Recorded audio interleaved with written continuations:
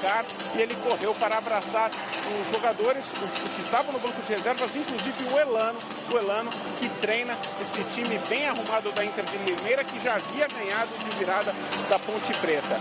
E o Thiago Nunes precisou usar peças que ele queria poupar para quarta-feira. Foi assim quando tirou o Michel na lateral direita, que não teve uma boa atuação para a entrada do Wagner. O Wagner Love substituiu o Everaldo e o Luan entrou no lugar do Gabriel. Gabriel, aquele volante de retenção, o Luan entrou no lugar dele. Enfim, o Thiago Nunes tentou de todas as formas buscar o resultado, pelo menos um empate, mas esbarrou na má pontaria dos jogadores do Corinthians.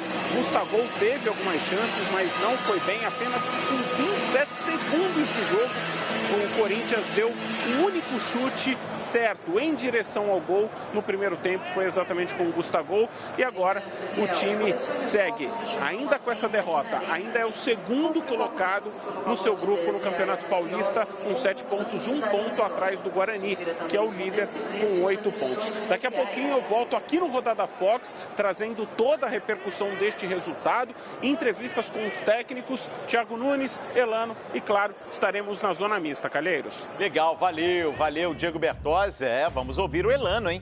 A Inter de Limeira, com essa vitória, Quesada, assume aí a liderança do grupo C, né? Claro que depende ainda do jogo do São Paulo.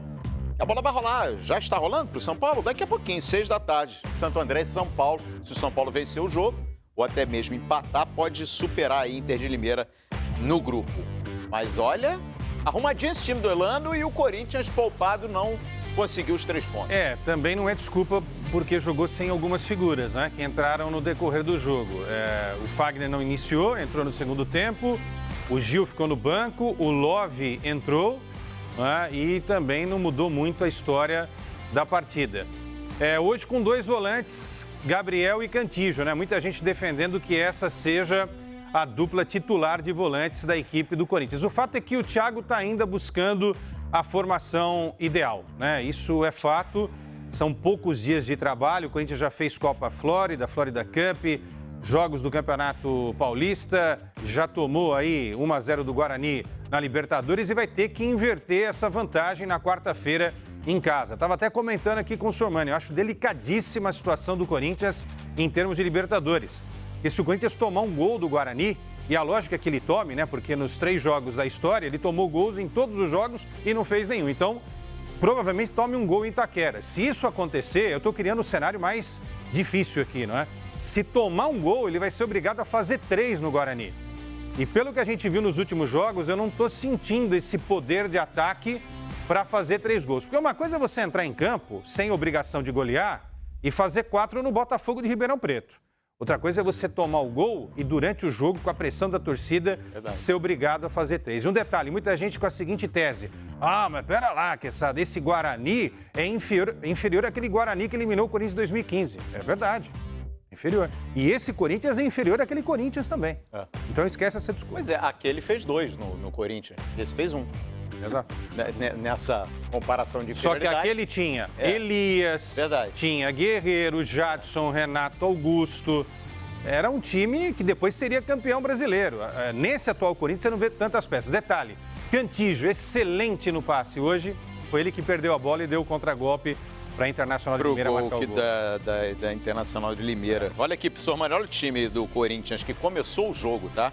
Cássio, Michel, Bruno Mendes, Pedro Henrique e Lucas Piton. Não sei, quero a opinião de vocês, mas me parece que o Lucas Piton tem grande chance de começar quarta-feira. Concordo com você. Gabriel, Cantilho, Matheus Vital, Madison, Everaldo e o Gustavo na frente. Entraram ainda o Wagner Love no lugar do Everaldo, entrou também o Luan na vaga do Gabriel e entrou o Fagner no lugar do Michel. Então, Calheiros, a situação do Corinthians, aquilo que o Quesada falou, é uma situação que preocupa o torcedor, né? Já vem de uma derrota no meio de semana na Libertadores, fora de casa, contra o Guarani, 1-0 também em Assunção, agora perde em casa. Eu, na minha opinião, antes do jogo eu disse várias vezes nos programas aqui, eu colocaria o time titular, porque precisa treinar, precisa engrenar, precisa de entrosamento, precisa de ritmo de jogo.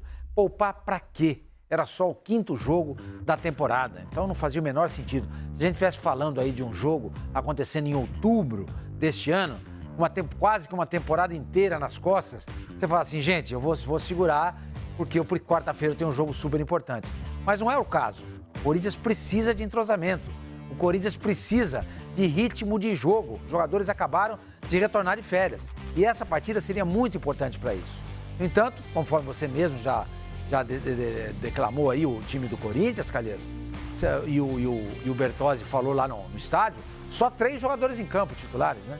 O Cássio, Pedro Henrique na zaga, o Cantígio e o Piton na esquerda, que a gente poderia até dizer que o Piton, concordo com você, acho que ele vai ser titular. Everaldo é titular, né? O Everaldo também é titular. Meio titular, vai, Everaldo. Vamos dizer, meio titular. time. Não tinha motivo nenhum para poupar o resto. Aí o Fagner acabou entrando durante o jogo. O Luan entrou durante o jogo também.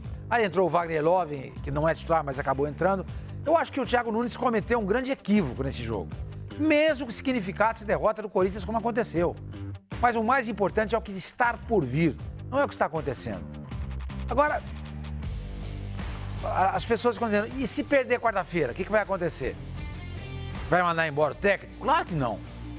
O trabalho não começou. Infelizmente, o calendário é assim. Não só no Brasil, no mundo inteiro é assim. Muitos técnicos já começam seus novos trabalhos dirigindo equipes em torneios importantes. Acontece isso. Claro que eles têm mais tempo de preparação, tem uma pré-temporada, depois tem a temporada de amistoso. É melhor, é mais fácil. Não é o que acontece aqui. Mas muitas vezes você vê grandes treinadores iniciando trabalhos nas equipes onde eles depois se consagram ou se consagraram, que começam com derrotas. O Klopp, quanto tempo ele demorou para levar o Liverpool a ganhar um título?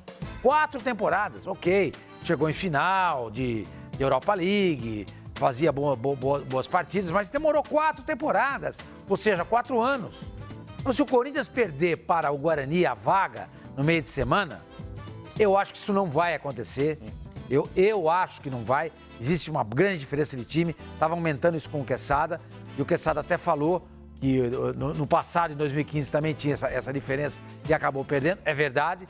Mas eu acho que mesmo que isso aconteça, o pior dos cenários aconteça, não tem que ficar pensando em trocar técnico, não. O trabalho tem que continuar. A gente viu ali, né? A gente viu ali a sala de coletiva, né? Na arena já preparada. A gente tem imagem aí, Silvana? Tem como piscar? Daqui a pouquinho a gente coloca aí, já aguardando o técnico Thiago Nunes. Vamos também ouvir o Elano, técnico da Inter de Limeira e, claro, personagens do Corinthians, né? Uma semana tão importante aí para o Corinthians, que quarta-feira vai definir o futuro na Libertadores.